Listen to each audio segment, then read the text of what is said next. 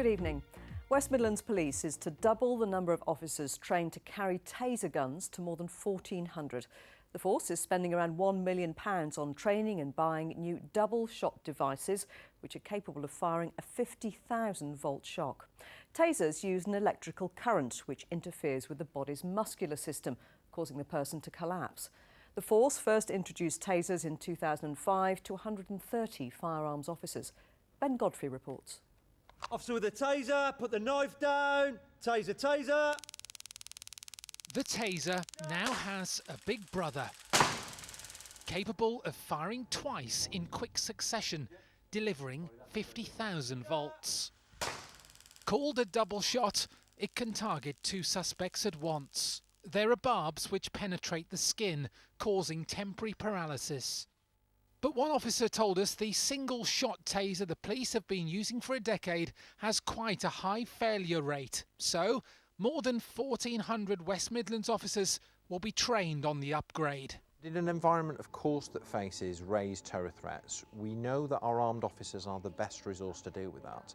But in some circumstances, taser may afford an added level of protection for the public and officers that makes that available. Year on year, the number of times a taser has been fired by West Midlands police officers has been coming down. It was 162 occasions last year.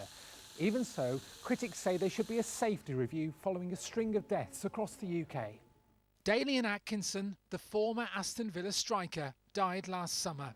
He went into cardiac arrest after being tasered. The Independent Police Complaints Commission is investigating West Mercia Police, and there are calls for national guidelines on taser deployment. We need better transparency and accountability. More tasers have been rolled out.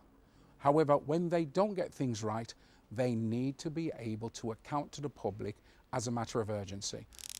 They're often subject to independent scrutiny by the IPCC, and of course at the same time as this issue of taser, we're equipping our officers with body cameras to make them properly accountable for any use of force that takes place. To arm 50% of all West Midlands response officers and even some neighbourhood policing teams will cost over £1 million.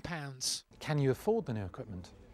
Yes, we can. It's going to be an expensive operation, but the money is coming out of police reserves. It's not coming out of money for frontline policing.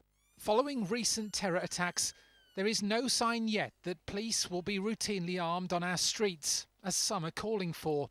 But the increase in tasers might be the closest thing to it.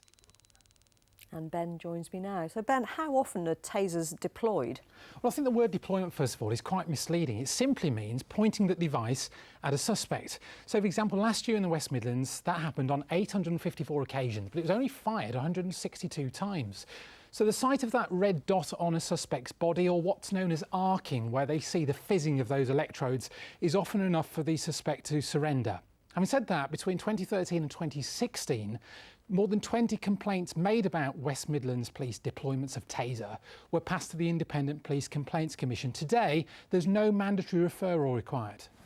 So that's West Midlands force, but what about our region's other forces? Well, we asked them, and Gloucestershire Constabulary say they also plan to introduce the new model of taser we saw in that report, as do Warwickshire and West Mercia. They're in an alliance. Staffordshire Police say they have no immediate plans or to increase the number of taser-trained officers.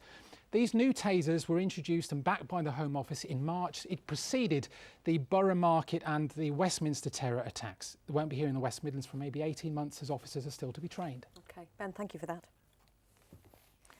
3 young